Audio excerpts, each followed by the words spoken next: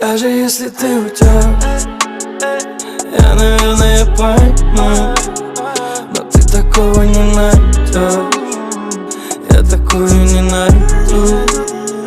Даже если ты уйдешь. Herkese selam. Şu an Varşova'ya geldik. Dün Antalya'dan uçtuk. Şu adam Varşova'da. Maşın geliyor birazdan. Maşine bineceğiz. İş yere gideceğiz. Kalacak yerim göz görüyor. Nasip olsa.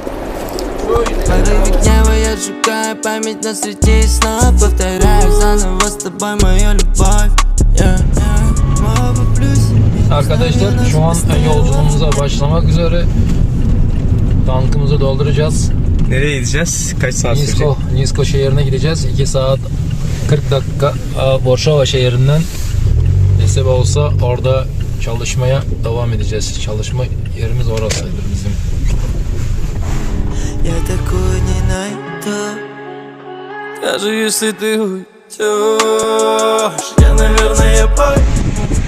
Evet, Varşova'dan Nisko'ya geldik şimdi. 2 saat yolculuk bitti. Kalacağımız yer burası. Şimdi içeri göstereyim size. Но без ответа пролетает дни недели. Так если счастье ты решила выставить за двери, то сделай так, чтобы в этот раз я мог тебе поверить. И я прием укутываться в гордость, но все равно пою, срывая голос. Нам пустота шепчет холодом в сердце, и я пишу, чтобы ты могла согреться. Даже если ты уйдешь, я, наверное, пойму, но ты такого не найдешь. Я такую не найду.